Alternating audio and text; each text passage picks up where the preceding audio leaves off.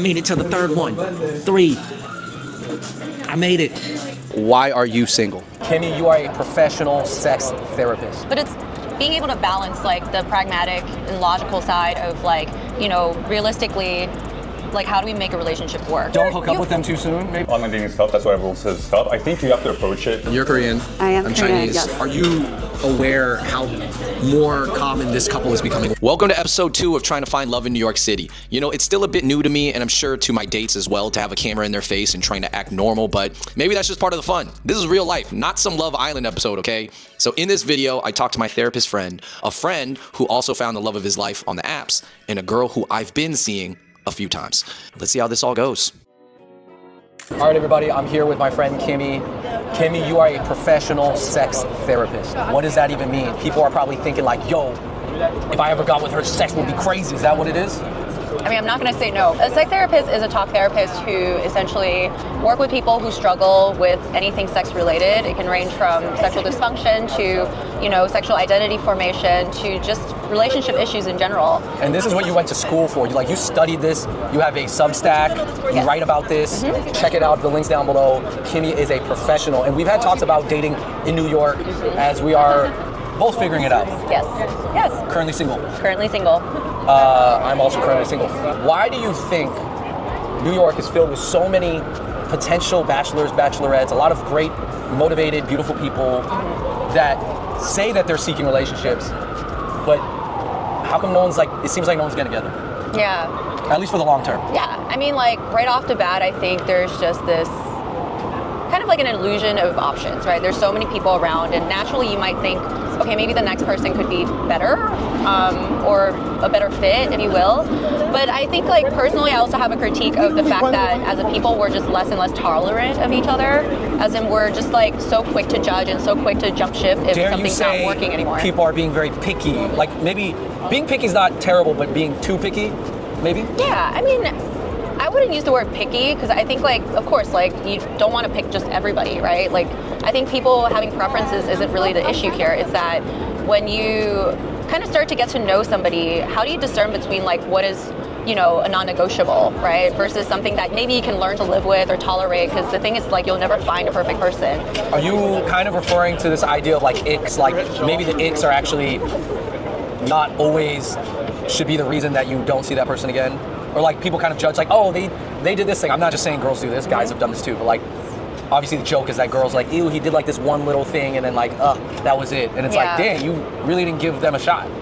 I mean, sometimes the icks are real, okay? Like, I am not gonna be like, don't have icks. I think, you know, icks are, like, that feeling of disgust is often, you know, rooted in something much deeper. So I would encourage people to definitely think about, like, what is it about that one ick makes this whole thing fall apart? Or is it, again, like, is it something that you maybe find yourself having a reaction to, but maybe can, again, learn to accept and tolerate? And the thing is, sometimes, like, someone might just be nervous on a first date and they do something awkward, and if that's an ick, like, you know, can we maybe extend a little bit of grace to that kind of moment? All right, everybody, I'm here with my friend Ty Lee. Ty Lee, I've known you for some years now, but we're living in the city. You're still single. Why are you single? Oh man, why am I single? You seem like an eligible person. Thank you. Yeah, I just feel like genuinely there's so many other aspects to my life that are fulfilling outside of just dating, and so just really been focusing on myself, focusing on like being the best version of me before I give that to someone else. And I don't know, that just takes time and takes reps, takes like confidence, takes a lot of just like knowing exactly what you want. And do you know what you want now, or are you still figuring it out? I think I am the closest to knowing what I want at this stage of my life than I ever have been, but there's definitely some things I'm still figuring out for sure. How long will you give yourself to figure it out, or do you think there's some aspect of like you figure it out while you are with somebody? Yeah, I mean, I don't think there's a specific time frame. I feel like there's just this X factor that you can't calculate in terms of, you know, when you just feel like you're ready. It's like a feeling, and sometimes it's about meeting that person, sometimes it's about finding that love for yourself. But for me, it's not about a specific time. Yeah, obviously there's a lot of like milestones that girls feel a lot of pressure to put themselves on, whether it's because of their biological clock or just like seeing your friends and them having You see everybody having babies, making families, you're like, maybe I should. Maybe it's like, well, if they could do it, I could do it, right? Yeah. Do you want a family? I do want a family, yeah, but I do feel like comparison is a really like detrimental place to put yourself in, and everyone's journey is different. Like I froze my eggs, which is not everyone's choice, but it was something it was very empowering to me to be able to do that, and I just feel like that bought me more time, like just more peace of mind, whether I use them or not. And yeah, I just encourage people to you can look around, you can see what your friends are doing, but I don't know, you just do whatever feels right for you, honestly. Yeah. Why do you think there are so many single eligible people in New York City? Like we're here, there's a whole bunch of people behind us. I think a lot of these people are actually single.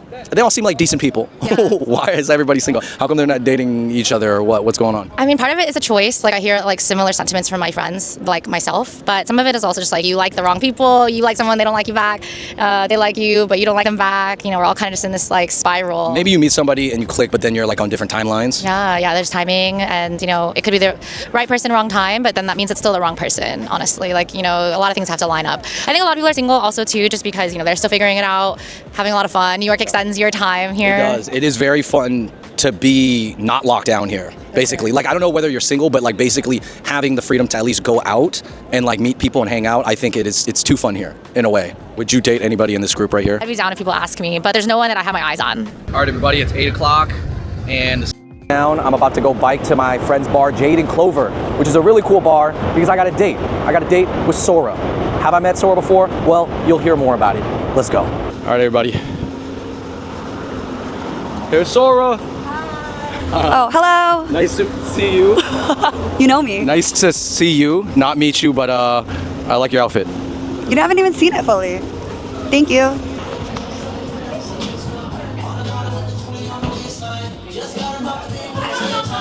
All right, everybody. On a date with Sora. Oh my God. Sora. Hi.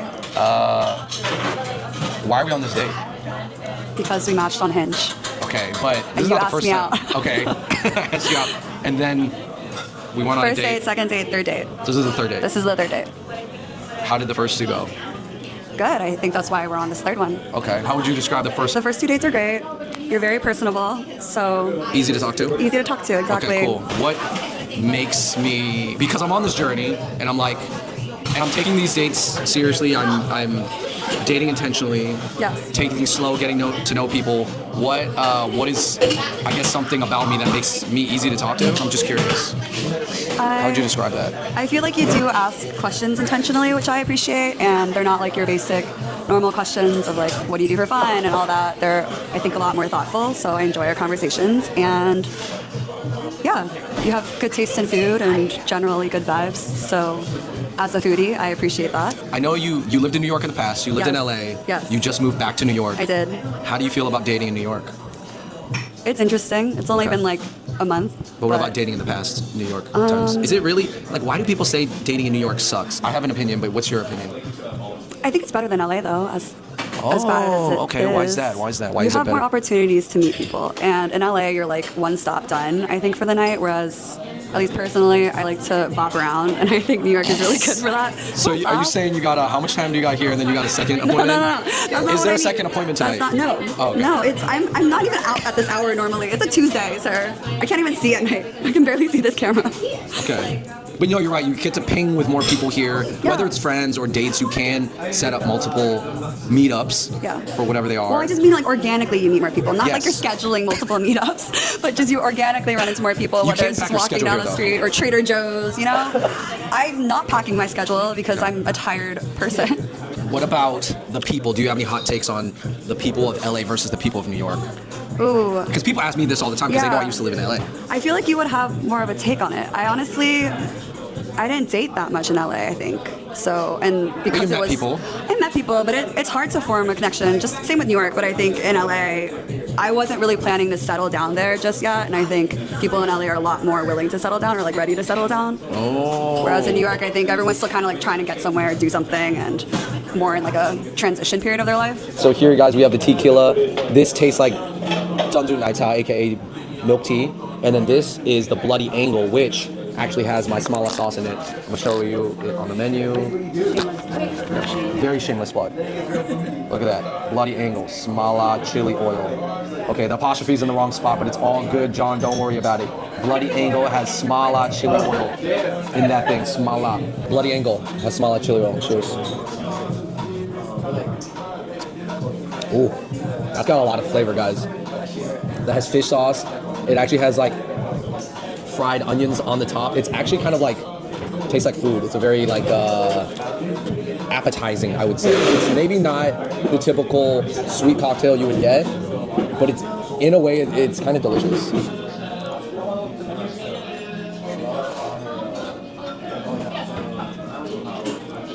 Yo, doesn't it taste like Viet food? Yeah. Why does it taste like a dish? What's one thing you would like me to appreciate that you think you'd like to show me? Because I know like I had to show you Viet food because I'm a big Viet food fan. Yeah. And I know Koreans, they like are so just Korean, you know, like Shut the fuck like, up. With Vietnamese, like I'm kidding. So rude. This is why I'm not a public person. No, it's good because I don't know how to filter, but I think that's cool. you think that's cool. Yeah. Why is that cool though? In 2025, is it cool to be straight-laced, or is it cool to be like I don't think above you're the influence? straight-laced. I appreciate anyone that has hard opinions. I think people have different principles. Okay, as long as you say principles and values. Maybe say philosophies. I don't think that is a philosophy. It's not like I'm not like I think Snoop Dogg would have a different opinion on that. For sure. And I would love to be in a room with him to chat, but yeah, I don't think it's my philosophy in life. Okay. Guys, bud girls are super chill and Sora's super chill. Is that kind of true though? I would think so. I mean, my girlfriends and I are all pretty chill.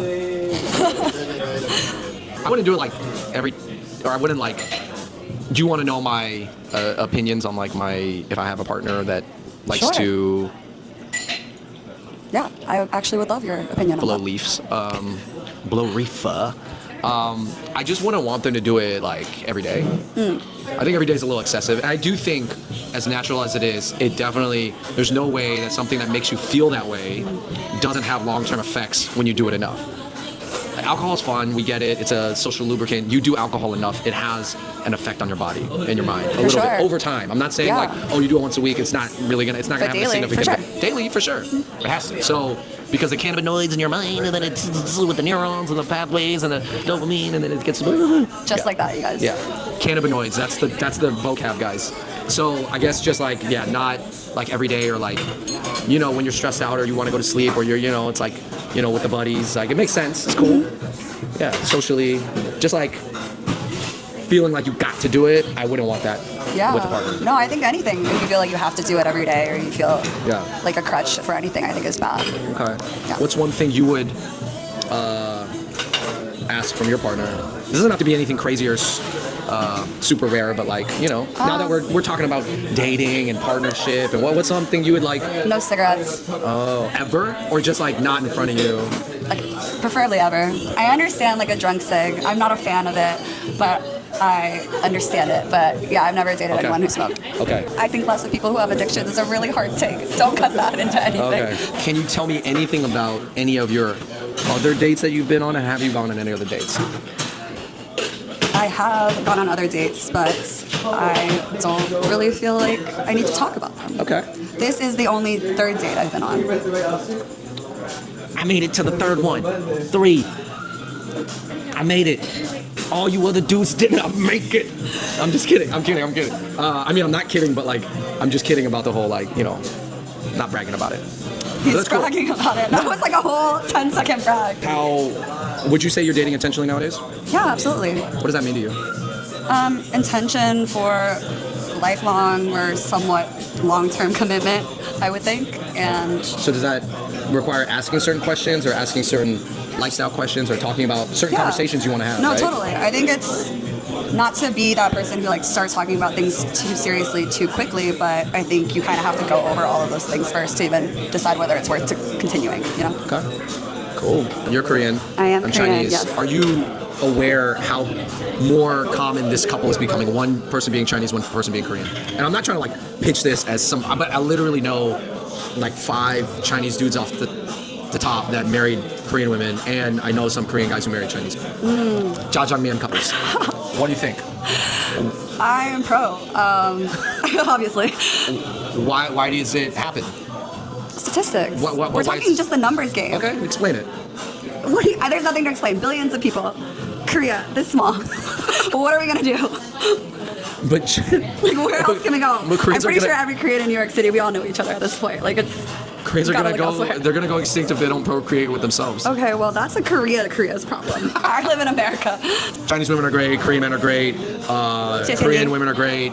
Yes, 감사합니다. Okay, Yes, what yes. sharing cultures? Okay, what else? Oh, you know some Shanghainese. I taught you some Shanghainese. No, you're gonna tell me it sounds like 짜장면 again. No. 짜장면. How do you say 炸酱弄? Yeah, is 炸酱弄 is 谢谢你 in Shanghainese. 너무 나 바보패. 배고파? 배고파. 아. 나 배고파. 아, 배고파, yeah. I'm very hungry, right? Just hungry. I'm hungry. I'm hungry. 나 진짜 배고파. 아, I'm 진짜 배고파. nailed it. Okay, 진짜 배고파. Well, you're not gonna. It's not a song. All right. Anyways, guys, that was a little racial moment. Had to get racial. All right. Bye. Bye. Why are you still single? So is there a sense like, oh, you're a therapist, you understand relationships, sex, all this stuff, but how about you? I mean, you're still a human. Are you figuring it out? Do you feel like you're figuring it out? Yeah, I mean, I ask myself that question every week at my own therapy session, and I think there's so many reasons, right? Like, first of all, I know that I identify as like a recovering perfectionist, if you will. So I definitely have grown up in environments where I felt like, you know, standards were really high, and that sometimes also can look like having high standards for other people, which again, I don't think it's a bad thing. But what makes it difficult is when it's very, very rigid, right? Like when there's too much of an ideal. But I'm actively working towards like loosening up and kind of, again, learning to be more tolerant of other people.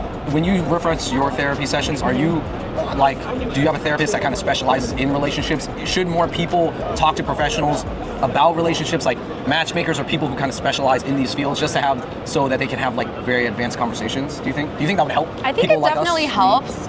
For me, my therapist is incredible. She has helped me through so many things. And, you know, we talk about anything from just gaining awareness about my own tendencies and how, like, what role I play in my singlehood, if you will, as in, like, what can I be doing differently? And sometimes, like, you know, she'll also call me out on my shit. If I say I want something, right, if I want a relationship, but I'm doing things that aren't really helping me get there, right, there's an exploration of, like, why are you making choices that aren't really leading you to the thing that you want? You know? Right, just kind of checking, keeping you accountable. Exactly. For what you say you want, and then the things you do. Right, right. And sometimes we may not even be aware that that's what we're doing. It's kind of like saying, we were talking earlier about like how the desire to have kids is probably a large driving force for a lot of long-term decisions and compromises you make. But it's like if someone says, hey, I really want kids in the future, but the way they're going about it, all the signs point to no, you don't, then someone needs to check them and be like, hey, you're not really making the decisions that it usually takes. You know, maybe you're waiting for something lucky to happen that might happen. Right. But also, you could probably be doing things differently. Exactly. It's about like choosing what, or not choosing, but maybe like thinking about like if a family and, you know, children is what you really want, right? Or long-term partnership, like, are you willing to put into work to build that relationship, and then making the sacrifices sometimes that's required to,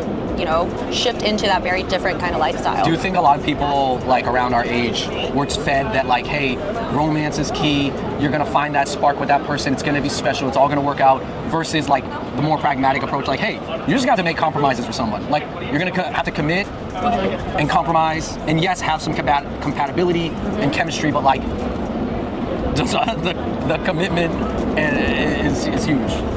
Yeah, I mean, I feel like as a hopeful romantic myself, like I hope that romance isn't dead. I don't think it is. I've met people who are extremely romantic, but it's being able to balance like the pragmatic and logical side of like, you know, realistically, like how do we make a relationship work, right? It can't just be about attraction, right? Like attraction can happen, attraction can, you know, wane, attraction can build, right? Like attraction is just like the feeling that we feel towards a person, but it's the daily choices of whether or not you're going to stay even when things are really difficult, or, you know, even when you're not attracted to each other, like are you still willing to kind of figure out what is it that's making that happen? What should I look for on these dates? When I'm going on these dates and like knowing that I'm trying to date intentionally, what should I be looking for? What should I be doing? I don't want to give you like specific, like, oh, this is what you need to do, Andrew, but I feel like some of the specifics are fun. You can go for it. Don't hook up with them too soon, maybe? Maybe, but you said it, not me. But I think it's a good one. I don't.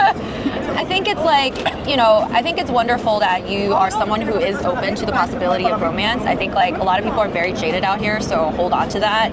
But maybe like taking time to pause might be good, and kind of like take inventory and really look at the person instead of like leaning into the fantasy of who you think they are. I think a lot of times we let our fantasies and our desires to shape our reality, which sometimes that can be very warped, right?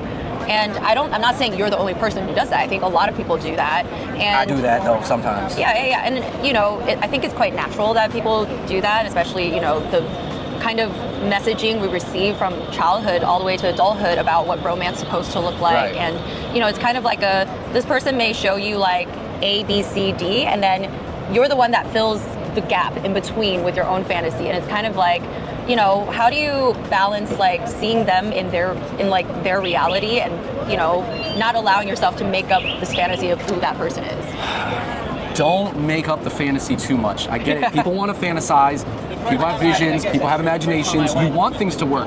You want to fit them in a box or fit them into a slot, not a box, but like you want to fit them in that role, in that position. Sometimes they're just not meant for it. Yeah. Well, sometimes they're just not the person you thought they were. Just not right? the person that you thought they were. Yeah. And to me, like that means slowing down, right? Like, not saying don't fall in love, but falling too hard too fast, like how many dates? Kinds of depends. Just dude. give me an amount of hours that we spend together. No. Is it 30 hours? It's not based on that, right? I think there's so many factors, right? First of all, how curious are you when you show up on dates? You know, do you really get how to... attentive are you? How like into it are you? Right. Those are things you can control, right? But it also needs to be met with their openness to share, right? And really be honest about who they are. Because a lot of times we go on a first date and we're just really trying to be the quote unquote best version of ourselves. Yes. And sometimes that's not always like the best representation of who you really are. Yeah, that's why I believe in meeting people casually. Yeah. Some girls on the dating apps, they don't want to do a FaceTime before because they're like, oh, what? Like, that's weird. You don't want to take me out? I'm like, I just want to have a casual conversation first because I feel like that's how we should connect. Like, I don't know about this whole like text, then just meet up and try to present ourselves to each other. I'm like, I don't want to see the... Yeah. What's your room look like? I mean, we had a phone call before we met up in person, right? Oh, we did? Yeah. I was in your my office. Like, yeah. I showed you my therapy office. Yeah, we had a FaceTime and we still met up, and then we still decided like, okay, maybe this is not a thing. Yeah, I mean, we went grocery shopping. That was fun. Any last words you want to say? Your Instagram is called Asian Sex Therapist. Yes. So you are catering or at least focusing on the Asian community. What is one thing the Asian community got to know about sex that you preach? I think we should just have fun. Have fun. Have fun. Have fun sex? Like, have fun sex. Sex should be fun. But to have fun, does that mean a lot of people? Or it depends on what fun means to you. Wow. That's the advice from we like Asian live sex therapists. as such like uptight people. Are you saying Asians could have more fun? Yes. I mean, everybody could have more fun, right? But we live in such a serious world, and to me, sex is about pleasure, it's about connection, and having more of that doesn't hurt. Safe fun. Yes, absolutely. Safe, consensual, mutual, but fun. Keyword consensual and fun. I'm safe, consensual and safe, but have fun. Yeah, totally. And that's it for episode 2. You know, I love to see your comments and engagement and kind of what you see from it all. And just hopefully this video was useful and informative in some way and gave some perspective. Episode 3 will definitely have some major updates. So please hit that like button and click subscribe. Until next time, I guess I'm trying to meet the love of my life.